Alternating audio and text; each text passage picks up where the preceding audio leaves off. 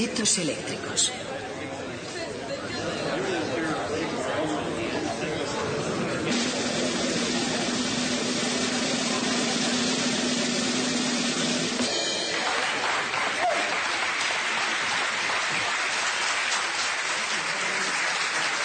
Creo que ya es hora de que esta clase tenga clase.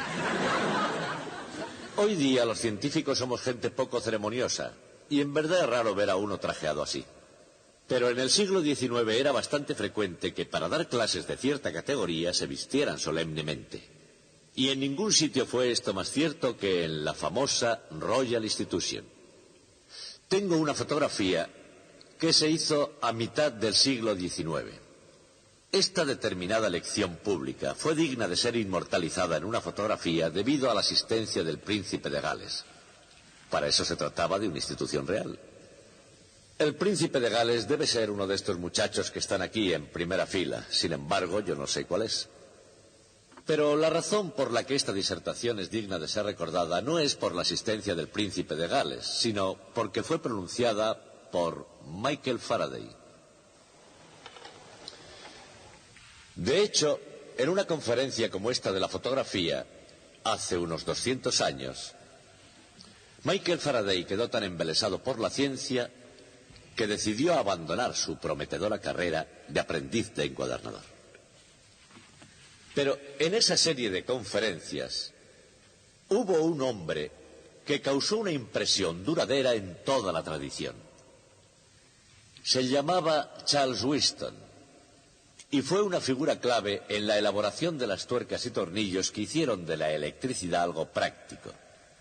Y esas tuercas y tornillos constituirán nuestro tema de hoy.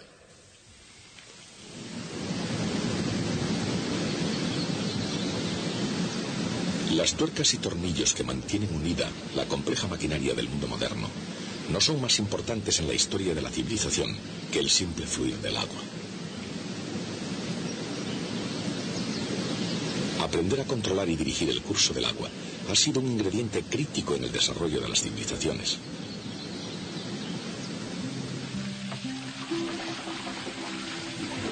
No es una casualidad el que las primitivas civilizaciones florecieran a orillas de los grandes ríos, el Nilo, el Tigris, el Éufrates, los grandes circuitos de agua de la naturaleza. Para poder prosperar, cada sociedad tuvo que desarrollar medios para manipular, controlar, distribuir la corriente de agua en regadíos y drenajes frente a inundaciones y para fomentar el desarrollo de las ciudades.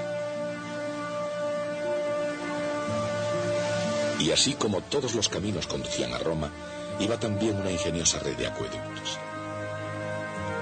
El imperio sobrevivió tanto tiempo, en muy buena parte porque los acueductos traían agua fresca desde las montañas de Albanos. En aquellos tiempos, esos complejos circuitos de conducciones que distribuían el agua a los baños, edificios y fuentes de la ciudad eran asombrosamente sofisticados. Pero solo en el siglo pasado comenzó a desarrollarse otra tecnología de conducciones, la electricidad. Inventores tales como Thomas Edison encontraron la fórmula de manipular las corrientes eléctricas para iluminar las lámparas de las casas y llevar puntos y rayas a muy largas distancias a través de alambres.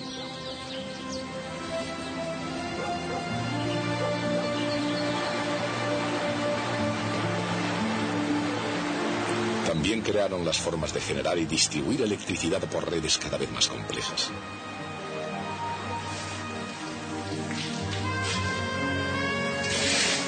Pero desde los días en que la estación de iluminación de Edison era la primera planta de energía del mundo, los ingenieros han desarrollado formas mucho más sutiles de utilizar la corriente eléctrica. Hoy en día, un simple chip de ordenador contiene un circuito eléctrico tan complejo como el plano de calles de toda una ciudad. Y en principio, la propia existencia de una gran ciudad como Los Ángeles depende de muchos de esos circuitos. Los Ángeles, por supuesto, es más que una autopista, pero sin un milagro de la ingeniería no sería más que una aldea polvorienta entre el desierto y el profundo mar azul. Y ese milagro se llama el Metropolitan Water District. Al diseñar circuitos tanto hidráulicos como eléctricos, todo se reduce a controlar un flujo de las corrientes. Por el acueducto del río Colorado fluyen 163.000 metros cúbicos de agua por hora hacia el embalse de Los Ángeles. Por este hilo de cobre fluyen 1.3 amperios de corriente eléctrica. Así como el agua hace posible la vida, el flujo de electricidad hace posible la luz. ¿Cuánta luz depende de la intensidad de corriente que se mide en amperios? Un amperio es un culombio de carga eléctrica por segundo fluyendo por un circuito. Dicho con otras palabras, la intensidad I de corriente eléctrica es la variación de carga eléctrica Q por unidad de tiempo. En cualquier instante, esa intensidad es la misma en todos los puntos a lo largo del hilo, porque la carga eléctrica, como el agua, ni se crea ni se destruye a lo largo del camino. Simplemente se mantiene circulando. Mientras que los ríos han estado circulando durante miles de años, hasta 1800 la electricidad era básicamente un campo estático. En ese año Alessandro Volta se adelantó e inventó la batería. Esta nueva fuente de energía llamada pila voltaica hizo posible que se pudiera mantener un flujo de electricidad y se abrieran las compuertas del progreso. Con ello, Sir Humphrey Davy pudo obtener pronto nuevos y brillantes metales, sodio y potasio, a partir de las sales de sodio y potasio. Pocos años después, Hans Christian Ørsted desvió una aguja magnética con solo la corriente de una pila voltaica y así descubrió el electromagnetismo. Más tarde, en el siglo XIX, Thomas Edison utilizó el flujo continuo de la corriente eléctrica suministrada por una pila voltaica para desarrollar la primera lámpara eléctrica. Y también utilizó esa corriente para perfeccionar un dispositivo inventado por otros, el telégrafo. Mucho antes, Carl Friedrich Gauss había visto el potencial en la desviación de la aguja de la brújula de Ørsted. El cierre de un interruptor eléctrico en un cierto lugar podía hacer que en otro lugar se moviera un imán. Muy pronto también otros llegaron a conseguir eso mismo. El telégrafo mantenía la promesa de una comunicación casi instantánea a larga distancia. Pero al principio la promesa de esa llamada a larga distancia tuvo una vida corta. Después de recorrer varios kilómetros, la señal era demasiado débil para hacer funcionar el dispositivo magnético. Charles Winston, fabricante de instrumentos musicales y estudiante de acústica, encontró la solución a este dilema en los casi ininteligibles escritos de un oscuro profesor alemán llamado George Simon Ohm. Winston demostró, mediante experimentación directa, lo que Ohm había predicho a base de razonamientos matemáticos abstractos. Se puede mantener la intensidad de la señal si se aumenta el voltaje en proporción a la distancia. Winston había verificado la regla conocida como ley de Ohm. Para hacer fluir una corriente por un material conductor, se necesita una diferencia de potencial. Dicha diferencia de potencial es siempre proporcional a la intensidad de la corriente. La constante de proporcionalidad se llama resistencia. Esta ecuación se conoce como ley de Ohm. Un elemento de un circuito eléctrico con resistencia recibe el nombre de una resistencia. La ley de Ohm no es una ley fundamental de la naturaleza como la segunda ley de Newton o la ley de la conservación de la energía. No se cumple en todas las situaciones, pero es una regla de gran utilidad en la mayoría de las situaciones prácticas y ayudó a que el telégrafo se convirtiera en un invento realmente práctico. El telégrafo, perfeccionado por Thomas Edison y con el código ideado por Samuel Morse, amplió las fronteras americanas y no perdió el tren. Los hilos telegráficos iban paralelos a las vías del tren y la información que llevaban era de gran importancia para una tranquila circulación por todo el sistema ferroviario. Hubo alguna resistencia a la utilización de ambos inventos. La gente decía que la electricidad era peligrosa y algunos opinaban que a la velocidad que podían alcanzar los trenes el ser humano no sería capaz de respirar. Pero el progreso no se detuvo y con el tiempo los hilos y las vías conjuntamente representaron el mismo papel de vital importancia como antes lo habían hecho los grandes ríos, transportando personas, cargas e ideas. Y a través de millas y millas de alambre, el flujo de información sigue la utilización práctica de la ley de Ohm. Análogamente, reglas muy parecidas guían a los ingenieros en el diseño y la explotación de acueductos.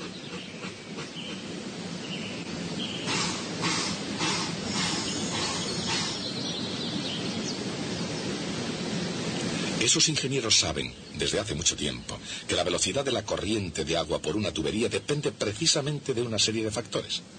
De la pendiente del terreno y de la presión aplicada, de la longitud y del diámetro de la tubería, y de la viscosidad y densidad del agua.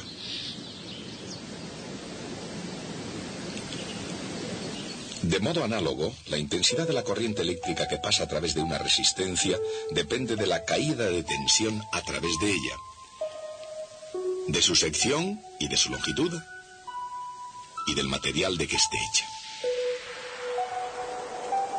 La resistencia de una resistencia eléctrica es proporcional a su longitud. Inversamente proporcional a su sección y proporcional a su resistividad o tendencia a frenar el flujo de electrones. Todos los materiales tienen esa tendencia, pero en grado distinto. Si colocamos resistencias en un circuito, una a continuación de otra, harán el mismo efecto que si hubiéramos colocado una resistencia más larga. Esta disposición se llama resistencias en serie. Si colocamos resistencias una al lado de otra, aumentará la sección por donde puede pasar la corriente. A esto se llama resistencias en paralelo, y el conjunto tiene menos resistencia que cada una por separado. Y lo mismo pasa con el agua. Si colocamos secciones de tubería en serie, es lo mismo que si la hiciéramos más larga, y la resistencia al movimiento aumentaría. Pero si las tuberías se colocan una al lado de la otra, pueden transportar más agua con más facilidad. Y estas en particular conducen gran cantidad de agua, haciéndolas subir 480 metros de altura desde el río Colorado hasta un punto desde el que pueda descender hacia Los Ángeles. Pero como el embalse y la estación de bombeo fueron pensados para llevar tanta agua, el propio proyecto encontró una dura resistencia, sobre todo por parte de Arizona, el estado que casualmente está al otro lado del río. El día que comenzaron las obras de construcción, en el año 1934, los soldados del estado de Arizona se apostaron a la orilla del río con rifles y ametralladoras. En este caso, la base de la resistencia era clara. El flujo del progreso para California era a expensas del futuro de Arizona. Pero, ¿qué pasa de la resistencia natural al avance de los electrones? ¿Cuál es exactamente la naturaleza de la resistencia eléctrica? Bajo la influencia del campo eléctrico, los electrones se mueven por un metal como una canica cuando cae en un flujo viscoso. Si no fuera por la resistencia, acelerarían libremente como cuando un cuerpo cae en el vacío. Pero en la realidad se mueven con una velocidad media constante. La resistividad es como la viscosidad. Cuanta más tenga un material, más lentamente se podrá mover una partícula en su interior.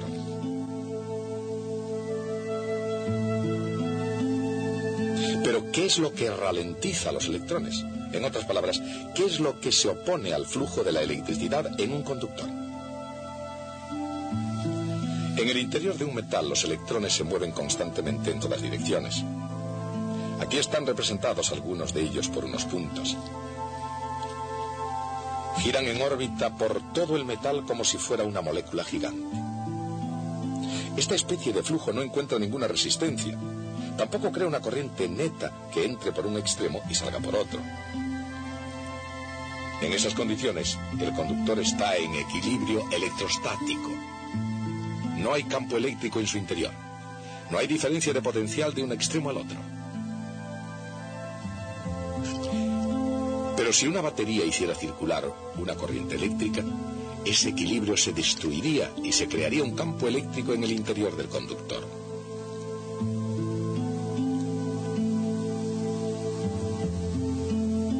En el interior de un metal perfectamente cristalino, si se pudiera encontrar una muestra de él, los electrones móviles acelerarían continuamente como una moneda al caer en el vacío.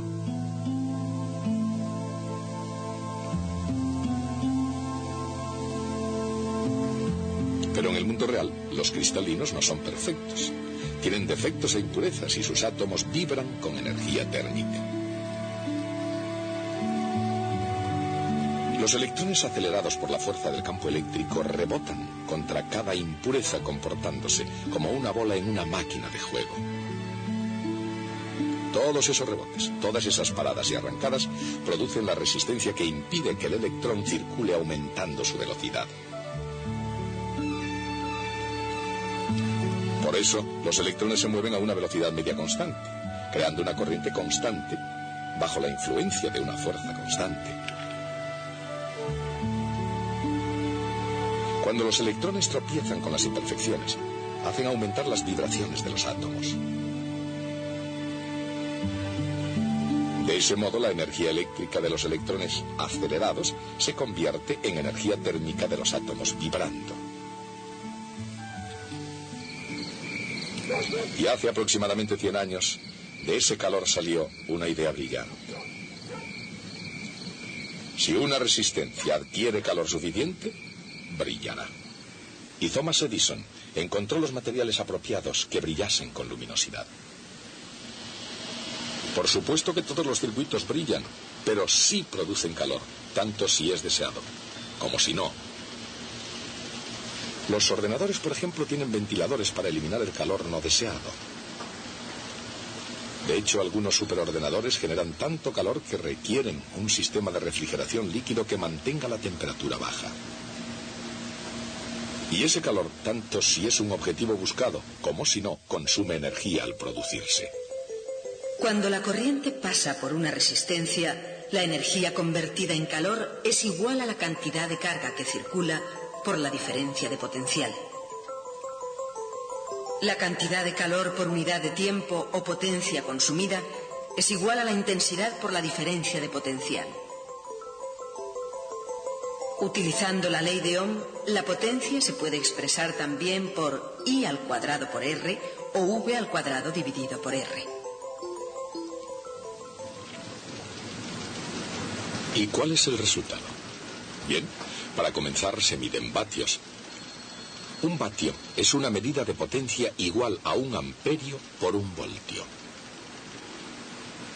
Si ahora multiplicamos ese vatio por 1000, tendremos 1 kilovatio. Y si lo multiplicamos de nuevo por 1000, tendremos 1 megavatio. En horas punta, el embalse de Parker genera 120 megavatios. Vatios y agua. La red eléctrica que aquí, en esta planta hidroeléctrica, adquiere una forma concreta. Así como el progreso se basa en las corrientes de agua y de electricidad, también demanda una gran cantidad de ambas. En esta sociedad americana, ávida de energía, cada persona consume aproximadamente 1 kilovatio de potencia eléctrica todo el tiempo, día tras día, a lo largo de todo el año.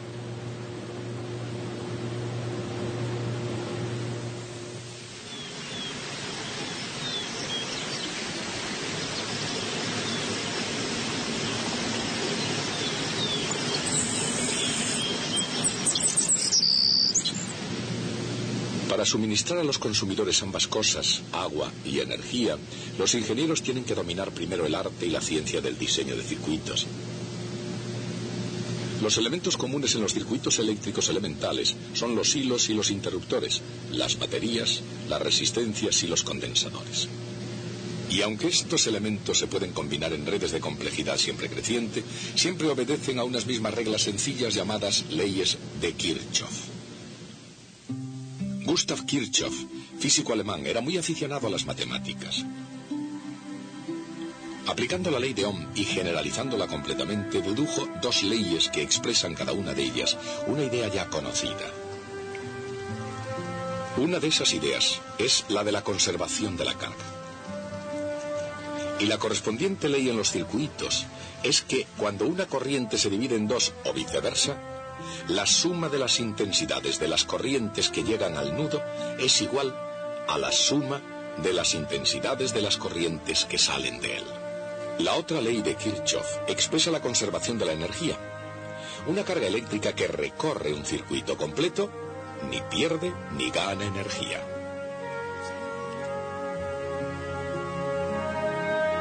Consideremos una carga eléctrica en el espacio que no esté confinada a un circuito.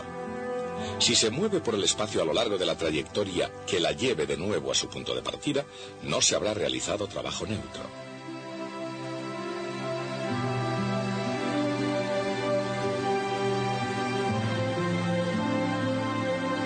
El potencial eléctrico o voltaje puede crecer o disminuir, pero siempre vuelve a su valor inicial.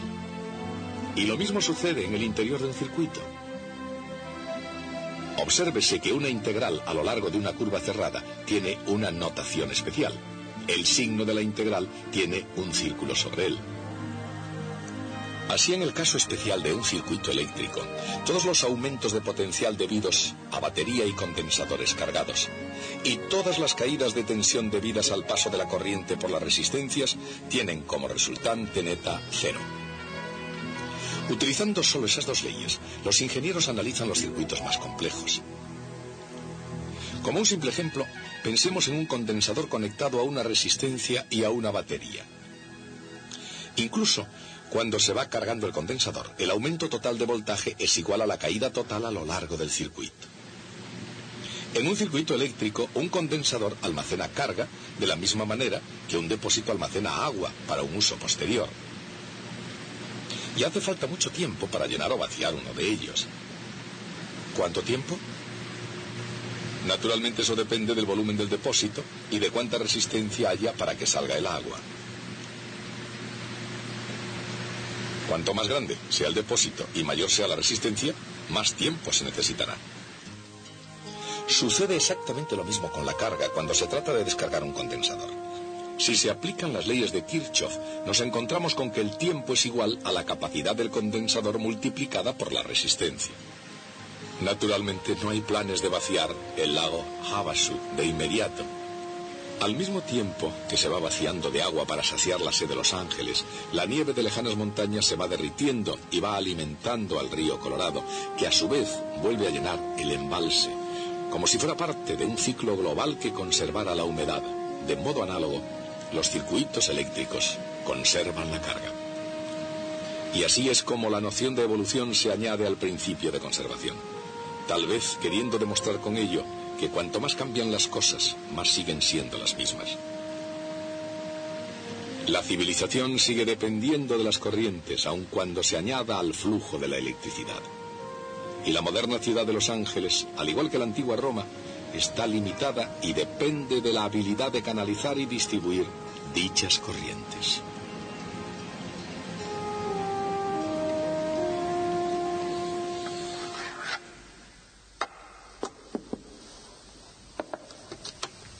Hoy hemos estudiado las reglas que hacen que la electricidad sea algo práctico.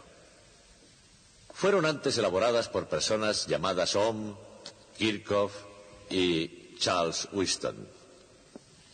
El propio Whiston, que era muy admirado por sus colegas en su tiempo, era desconocido del público. Era muy vergonzoso y casi se ponía enfermo ante un auditorio, igual que yo. De hecho, esa fue la causa por la que consiguió que se cambiara la tradición de que las conferencias fuesen públicas en la Royal Institution. Parece ser que una tarde de 1846, Charles Winston tenía que pronunciar una de esas lecciones ante el público, pero justo en el último segundo, con el auditorio ya sentado, Winston sintió miedo y salió huyendo, sin dejar a nadie que le sustituyera. Entonces Michael Faraday intervino e, improvisando una brillante conferencia, especuló acerca de que la luz podría ser una especie de perturbación de la electricidad y del magnetismo, una idea que muchos años después resultó ser cierta. La tradición de esas lecciones públicas en la Royal Institution sigue conservándose en nuestros días. Todos los viernes, a las 8 en punto de la tarde, un científico famoso, vestido de etiqueta como yo ahora, debe intervenir ante un brillante auditorio y pronunciar una conferencia sobre los últimos desarrollos de la ciencia. Pero, durante media hora antes de la conferencia, el científico permanece encerrado en un cuartito para asegurarse de que no podrá hacer el Winston y salir corriendo en el último momento. Y esa es la razón por la que yo he sido encerrado en ese cuarto hasta el inicio de esta clase. Hasta el próximo día.